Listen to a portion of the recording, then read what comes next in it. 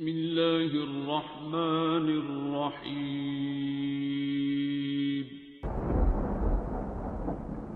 السلام علیکم معزز ناظرین، آپ دیکھ رہے ہیں اوپیڈیا یوٹیوب چینل۔ انسانی دماغ میں صدیوں سے جمع ہونے والی ایک زبردست طاقت جو آپ کی زندگی کو بدل دے گی۔ یہ طاقت اس وقت سے انسانی دماغ میں جمع ہوتی چلی آ رہی ہے جب انسان جنگلوں اور غاروں میں رہا کرتا تھا۔ اس ویڈیو کو لاسٹ تک دیکھیے گا، تب ہی آپ اس پہاڑ جیسی طاقت سے فائدہ اٹھا پاؤ گے۔ انسان کے دماغ کا اگلا حصہ جس کو فرنٹل کارٹیکس کہا جاتا ہے، یہ سوچنے اور سمجھنے میں ہماری مدد کرتا ہے۔ یہ ہمیشہ زمانہ حال یعنی پریزنٹ ٹینس میں ہوتا ہے۔ ہمارا دایاں دماغ یعنی رائٹ برین مستقبل کے بارے میں سوچتا ہے، یہ کریٹیو مائنڈ کہلاتا ہے، جبکہ بایاں دماغ یعنی لیفٹ برین ماضی کی تمام یادداشتوں پر مشتمل ہوتا ہے۔ ہمارے دماغ کا پچھلا حصہ آٹو موڈ میں ہوتا ہے، تمام عادتیں اسی میں پروان چڑھتی ہیں۔ دماغ کے اگلے تھوڑے سے حصے کو چھوڑ کر باقی سارا دماغ سب کانشیس مائنڈ کہلاتا ہے، جو 3 چیزوں پر مشتمل ہوتا ہے۔ نمبر 1 انٹیلیجنس یعنی عقل، جس کو آئی سینٹر کہا جاتا ہے۔ نمبر 2 ایموشنل یعنی جذباتی، جس کو ای سینٹر کہا جاتا ہے۔ نمبر 3 انسٹنکٹ اور سیکس اور اینیمل، جس کو ایس سینٹر کہا جاتا ہے۔ انسانی دماغ میں انٹیلیجنس یعنی عقل کی مقدار 2 ہے، ایموشنز یعنی جذبات کی مقدار 4 ہے، جبکہ انسٹنکٹ اور سیکس اور اینیمل کی مقدار 8 ہے۔ اس بات سے ہمیں پتہ چلا کہ انسان جتنا مرضی عقل مند ہو، پھر بھی اس کے اندر کا جانور انسٹنکٹ کئی گنا زیادہ طاقتور ہے۔ انسان جب جنگلوں اور غاروں میں رہا کرتا تھا تو یہ ہر وقت ڈر میں مبتلا رہتا تھا کہ کوئی جانور آ کر مجھے کھا نہ جائے، مجھے نقصان نہ پہنچا دے۔ اس وقت کا انسان چاہے مرضی کچھ بھی کر رہا ہو، پھر بھی اس کے سر پر ڈر سوار رہتا تھا۔ وہ ڈر ٹھیک تھا، کیونکہ اسی کی وجہ سے تو آج انسان کا وجود باقی ہے۔ یہی ڈر کی وہ سب سے بڑی طاقت ہے جو انسان نے صدیوں سے اپنے اندر اکٹھی کی ہے۔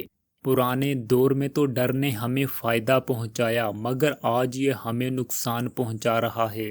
آج کل ہم لوگ بیٹھے بیٹھے اچانک پریشان ہو جاتے ہیں، ہمارا موڈ خراب ہو جاتا ہے، ہمارے جذبات جو ہماری عقل سے طاقت میں ڈبل ہیں، ہمارے اندر کا جانور جو ہماری عقل سے 4 گنا زیادہ طاقتور ہے، یہ ہمارے خلاف استعمال ہونا شروع ہو جاتے ہیں۔ ایک مرتبہ امریکہ میں خطرناک بیماری پھیل گئی جس کی وجہ سے 4 لوگ مر گئے۔ یہ بات پورے امریکہ میں آگ کی طرح پھیل گئی۔ حکومت نے اعلان کیا کہ اگر آپ لوگ انجیکشن لگوا لو تو آپ بچ سکتے ہو۔ گورنمنٹ نے ہزاروں سینٹر قائم کیے، خربوں کی مالیت کے انجیکشنز کا بندوبست کیا۔ لوگ سینٹرز پر دو بدو جمع ہونے لگے۔ یہ سلسلہ کئی دن تک چلتا رہا۔ اس کے بعد ایک ادارے نے تحقیق کی تو پتہ چلا اس بیماری سے مرنے والوں کی تعداد صرف 6 تھی، جبکہ لائن میں لگنے کی وجہ سے، سارا دن باری کا انتظار کرنے کی وجہ سے، خوف و ہراس کی وجہ سے، بوڑھے، بچے اور نوجوان، ٹوٹل مرنے والوں کی تعداد ہزاروں میں جا پہنچی۔ آج بھی لوگ بہت جلد خوف میں مبتلا ہو جاتے ہیں۔ پولیٹیشنز خوف کی بنیاد پر عوام سے ووٹ سمیٹ لیتے ہیں، کمپنیز خوف کی بنیاد پر اپنی پروڈکٹس بیچتی ہیں۔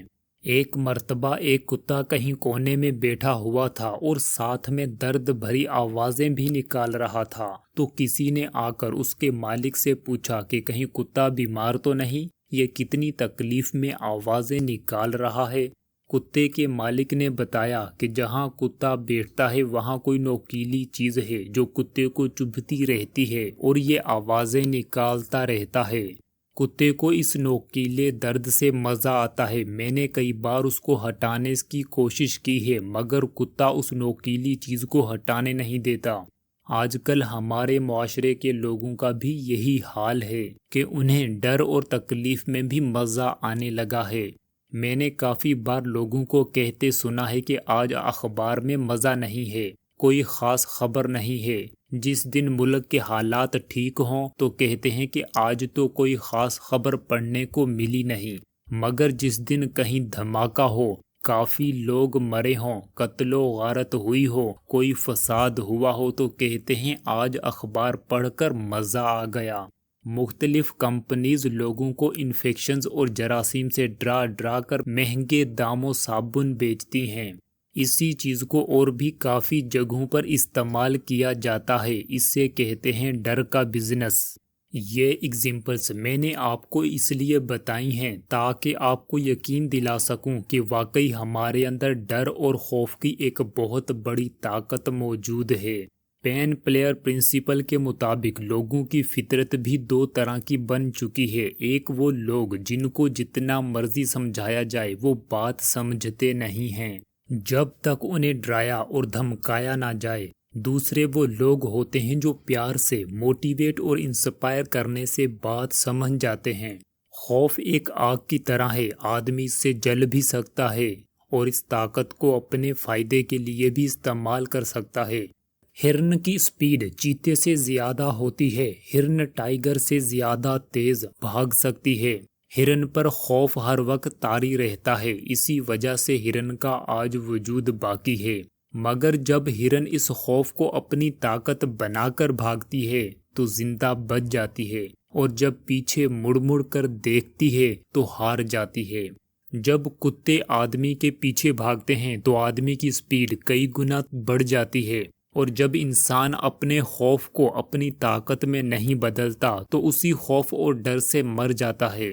صرف ایک چیز ایسی ہے جو آپ کے خوف اور ڈر کو آپ کی طاقت بنا دیتی ہے، وہ ہے منزل، خواب، مقصد۔ جس کے پاس مقصد ہوتا ہے اس کا خوف اور ڈر اس کی طاقت بن جاتا ہے۔ ہند کے مسلمانوں کا ڈر تھا کہ کہیں وہ اقلیت نہ بن جائیں، ایک آزاد ملک کی شکل اختیار کر گیا۔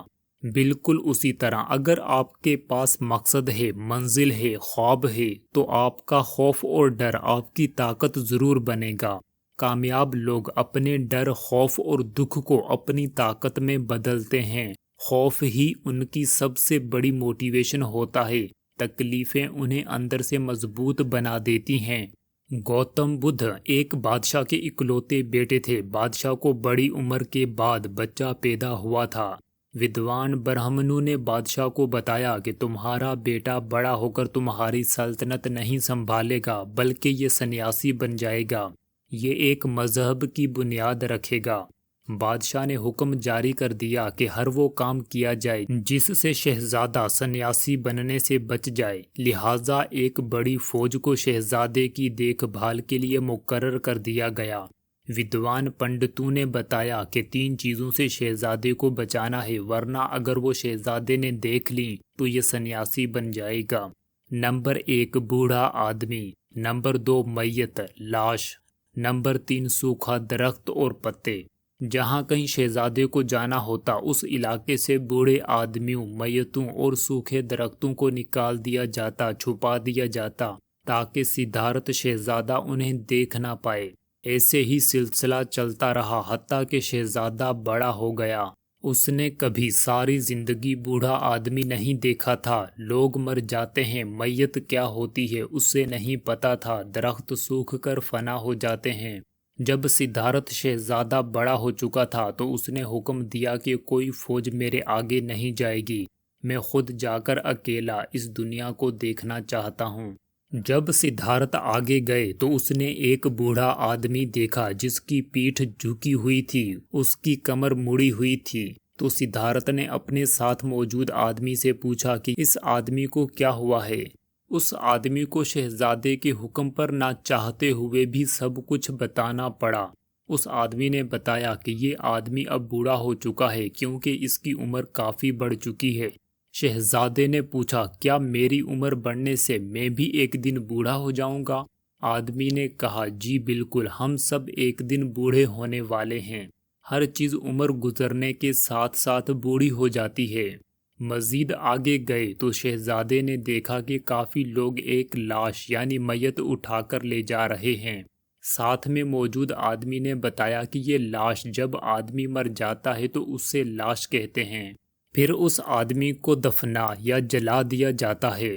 شہزادے نے پوچھا کیا ہم لوگ بھی ایک دن مر جائیں گے؟ آدمی نے کہا جی بالکل، ہر آدمی کو ایک دن مرنا ہے۔ جب مزید آگے گئے تو ایک سوکھا درخت دیکھا اور سوکھے پتے۔ پھر پوچھا کہ اس درخت کو کیا ہوا ہے؟ آدمی نے بتایا کہ یہ سوکھ چکا ہے۔ شہزادے نے کہا پھر اس سے ہرا کر دو۔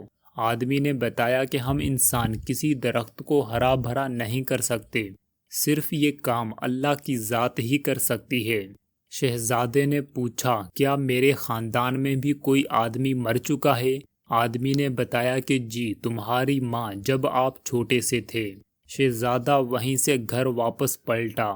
وہ شہزادہ جس نے ساری زندگی عیش و عشرت اور آرائش میں گزاری ہو، وہ اتنا ڈر چکا تھا کہ اس نے فیصلہ کیا کہ جب تک وہ مزید نہ جان لے اس وقت تک وہ گھر نہیں لوٹے گا۔ جنگلوں کے درندے جانور اور مشکل ترین زندگی بھی صدارت کو روک نہ سکی۔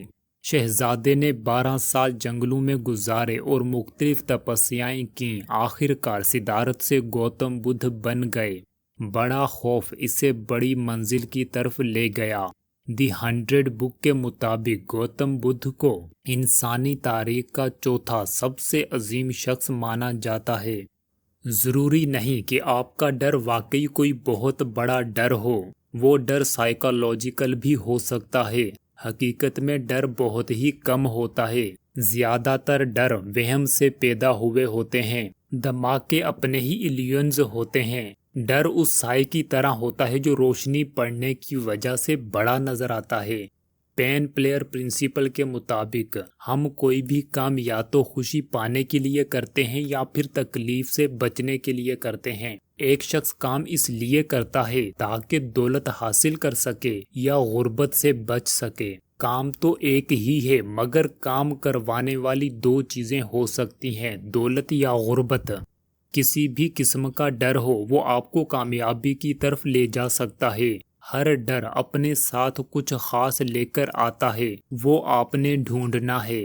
ڈر جتنا بڑا ہوتا ہے، کامیابی بھی اتنی ہی ساتھ بڑی لاتا ہے۔